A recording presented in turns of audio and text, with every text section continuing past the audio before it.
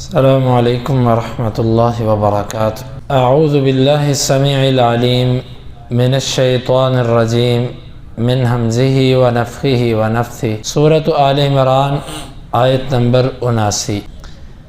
ما کان لبشر ان یؤتیہ اللہ الکتاب والحکم والنبوۃ، کسی بشر کے لیے لائق نہیں اللہ اسے کتاب، حکم اور نبوت دے، ثم یقول للناس کونوا عبادا لی من دون اللہ، پھر وہ لوگوں سے کہے کہ تم میری عبادت کرنے والے بن جاؤ اللہ کو چھوڑ کے، ولیکن کونوا ربانیین، لیکن وہ تو کہتے رہے ہیں کہ اللہ والے بن جاؤ، بما کنتم تعلمون الکتاب وبما کنتم تدرسون، بوجہ اس کے جو تم کتاب کی تعلیم دیتے ہو اور جو تم کتاب کو پڑھتے ہو۔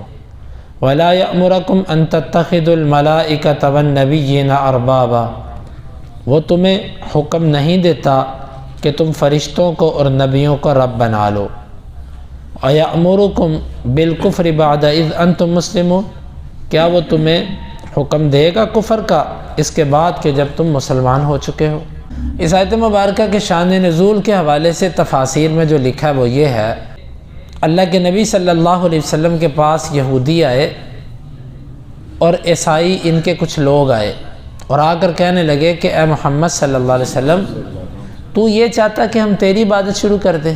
مطلب یہی تیرے مقصد ہے نا، اگر تو اللہ کے حکم کی بات کرتا تو ہم تورات کو مانتے ہیں، اور اسی طرح عیسائی جو تھے وہ دعویٰ کرتے تھے ہم انجیل کو مانتے ہیں، تو اس سے آگے تو پھر اب یہی لگتا ہے کہ تو چاہتا کہ میری عبادت کرو۔ یہاں پر انہوں نے اللہ کے نبی صلی اللہ علیہ وسلم کو یوں کہا، اور بعض نے یوں لکھا ہے کہ انہوں نے عیسیٰ علیہ السلام کے بارے میں یہ کہا تھا عیسائیوں نے کہ عیسیٰ تو ہمیں کہہ کر گئے ہیں، ہم جو اس کی عبادت کرتے ہیں، یہ جو کچھ ہم کرتے ہیں یہ عیسیٰ کے کہنے پر کرتے ہیں۔ اللہ تعالیٰ نے یہ آیت اتاری کہ کسی بشر کے لیے لائق نہیں کہ اللہ اس کو کتاب دے، نبوت دے، اور اللہ تعالیٰ اس کو حکمت اور اپنے احکامات نافذ کرنے کی اس کو آرڈر جاری کرے، وہ تمہیں یہ کہے کہ میری عبادت کرو، یہ تو ہو ہی نہیں سکتا۔ کیوں؟ اس لیے کہ انبیاء کی جو ذات ہوتی ہے یہ تمام مخلوقات سے افضل ہوتی ہے، تو جو ذات افضل ہوتی ہے اس سے جو بات صادر ہوتی ہے وہ بھی افضل ہوتی ہے۔ یہ کیسے ممکن ہے کہ ایک افضل ہستی سب سے غلیظ ترین اور گندی بات کرے؟ کیونکہ دنیا میں سب سے گندی بات کیا ہے؟ شرک۔ شرک سے بڑی گندی بات کوئی نہیں۔ اللہ تعالیٰ نے شرک کو گالی کہا ہے، جو شرک کرتا ہے اللہ تعالیٰ نے فرمایا یہ مجھے گالی دیتا ہے۔ شرک سے بڑی بات ہی، بری بات ہی کوئی نہیں ہے۔ تو یہ اللہ تعالیٰ نے فرمایا کہ یہ تو لائق ہی نہیں ہے کسی نبی کے کہ وہ نبی ہو کہ تمہیں یہ کہے کہ میری عبادت کرو، میرے پیچھے چلو، یہ ممکن ہی نہیں ہے۔ وہ فرمایا وَلَا يَأْمُرَكُمْ أَن تَتَّخِذُوا الْمَلَائِكَةَ وَالنَّبِيِّينَ أَرْبَابًا، وہ نبی تمہیں فرشتوں اور نبیوں کو رب بنانے کا حکم دے ہی نہیں سکتا۔ پیچھے عبادت کا کہا اور یہاں پر رب بنانے کا کہا۔ اس حدیث کی وضاحت اس جامع ترمذی کی روایت سے ہوتی ہے جس کی سند میں کچھ کلام ہے لیکن موقوفاً ٹھیک ہے، کہ جس میں اللہ کے نبی صلی اللہ علیہ وسلم سے عدی نے پوچھا تھا کہ اللہ کے رسول صلی اللہ علیہ وسلم، قرآن کہتا ہے کہ یہودیوں عیسائیوں نے اپنے علماء کو رب بنا لیا تھا، ہم نے تو رب نہیں بنایا تھا۔ آپ نے فرمایا کہ وہ جو تمہیں کہتے تھے یہ حلال ہے، تم حلال نہیں سمجھتے تھے، وہ جو کہتے تھے کہ یہ حرام ہے تم حرام نہیں سمجھتے تھے، کہتے یہ تو تھا۔ آپ نے فرمایا یہی تو رب بنانا ہے۔ مطلب یہ نکلا کہ کسی کو یہ حیثیت دے دینا کہ جو تو کہے گا میرے اوپر وہ فرض، جو تو کہے گا رکنا میرا اوپر اس پر رکنا فرض، یعنی جس کو تو حلال کہے وہ حلال، جس کو تو حرام کہے وہ حرام، جس کو یہ اختیار دے دیا جائے بندہ اس کی عبادت کرتا ہے۔ اللہ کے نبی صلی اللہ علیہ وسلم بھی جو کرتے تھے آپ واضح طور پر کہتے تھے کہ یہ اللہ کیا ہے، میں وما ينطق عن الهوى، قرآن نے واضح بیان کر دیا کہ نبی اپنی مرضی سے نہیں بولتا تھا، اپنی خواہش سے نہیں بولتا تھا، اور آپ جو بیان کرتے تھے اللہ تعالیٰ کے پیغامات ہوتے تھے۔ اور کسی بندے کو یہ حیثیت دینا یہ تو اس کی عبادت کے مترادف ہے۔ لیکن افسوس کہ آج ہمارے مسلمانوں کے اندر یہ طبقے پائے جاتے ہیں۔ کسی نے اپنے پیر کو یہ مقام دے رکھا ہے، کسی نے اپنے امام کو یہ مقام دے رکھا ہے، کسی نے اپنے عالم کو، مفتی کو، قاری کو، امام کو یہ مقام دے رکھا ہے۔ بھائی وہ خود مکلف ہیں، وہ خود اللہ کے نبی صلی اللہ علیہ وسلم کے امتی ہیں، ان کی بات دین کا جز نہیں بن سکتی، ان کی بات حجت نہیں ہے جب تک وہ قرآن یا حدیث سے کوئی دلیل نہ پیش کر دیں۔ اللہ تعالیٰ نے یہاں پر فرمایا کہ کسی کو لائق نہیں کہ وہ اپنی عبادت کی طرف بلائے، اور آگے فرمایا کہ نہ وہ تمہیں رب بنانے کا حکم دے گا۔ تو اس سے معلوم ہوا کہ بعض صورتیں جو ہمارے معاشرے میں رائج ہیں تقلید کی، اور اسی طرح پیری مریدی کی، یہ رب بنانے کے مترادف ہیں۔ وہ کہتے ہیں بھئی ٹھیک ہے، حدیث کے اندر تو یہی ہے، قرآن کے اندر تو یہی ہے، لیکن ہمارے امام نے جو کہا ہے نا، ہمارے امام نے جو کہا ہے ہمارے اوپر وہ فرض ہے۔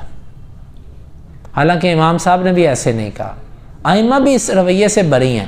اختلاف تو صحابہ کے دور میں بھی رہا ہے، صحابہ کرام کا آپس میں اختلاف نہیں ہوا ہے، بعض دفعہ نص کو سمجھنے میں اختلاف ہوا۔ اللہ کے نبی صلی اللہ علیہ وسلم نے فرمایا تم میں سے کوئی بھی بندہ بنو قریظہ میں سے پیچھے نہ رہے اور عصر کی نماز ادھر جا کر پڑھے۔ کچھ نے راستے میں پڑھ لی اور ادھر پہنچ گئے، کچھ نے وہاں جا کر پڑھی، آپ کے علم میں آیا، آپ نے کسی پر رد نہیں کیا۔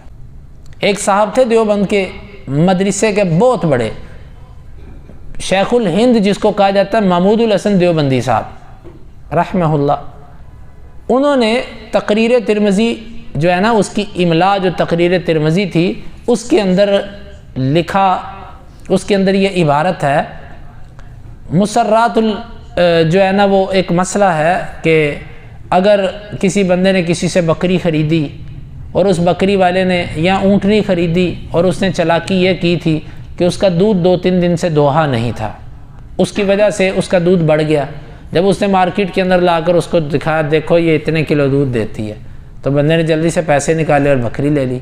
وہ گھر پہ گیا، 2 ٹائم جب دودھ نکالا تو چیز اپنے معمول پہ آ گئی، وہ جو 4 کلو تھا وہ 2 کلو پہ آ گیا اصل۔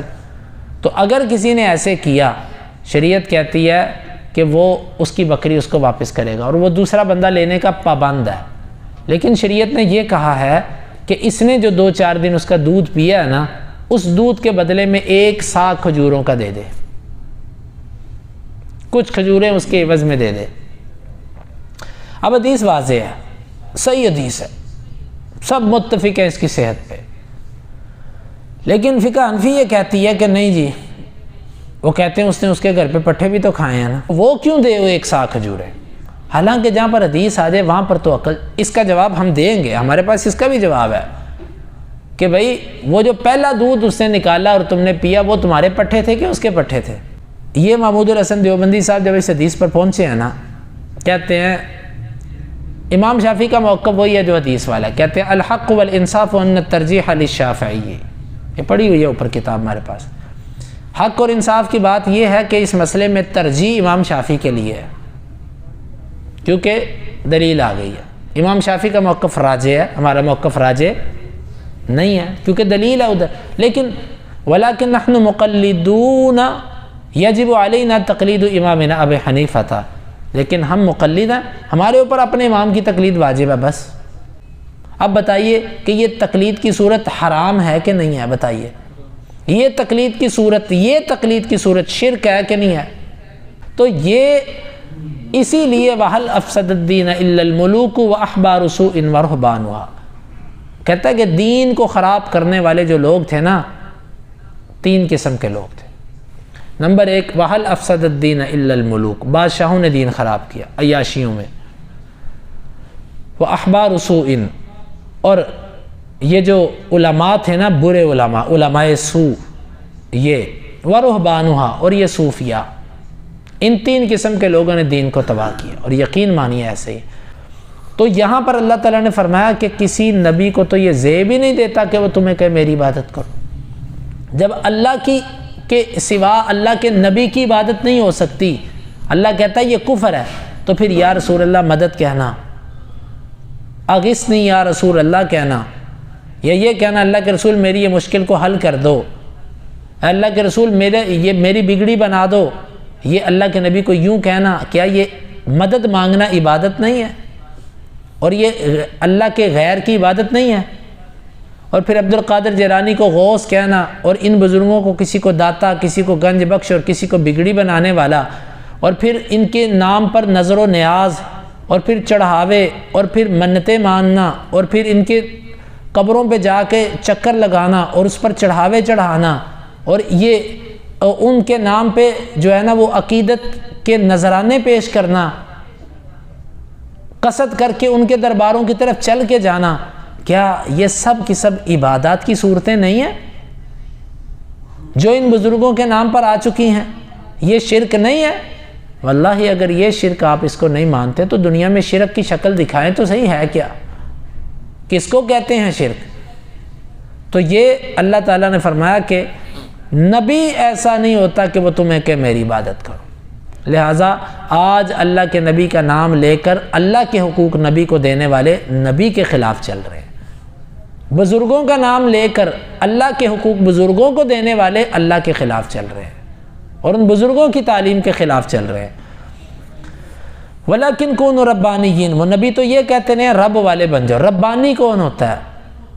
ربانی کا معنی علماء، حکماء، علماء۔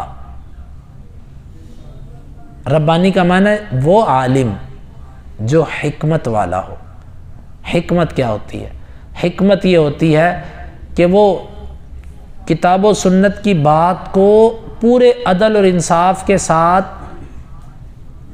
وقت کے تقاضوں کے مطابق پیش کر دے، ڈنڈی نہ مارے اس میں۔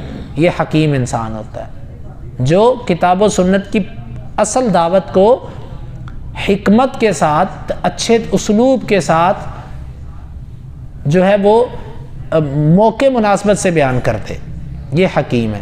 حلما، حلیم، حلیم کیا ہوتا ہے؟ بردبار، برداشت کرنے والا، لوگوں کی کڑوی کو سیلی، الٹی پلٹی باتیں، تانے، گالم گلوچ، جہالت والے انداز، اس کو برداشت کرنے والا۔ واللہ ربانی علماء بہت کم ہے۔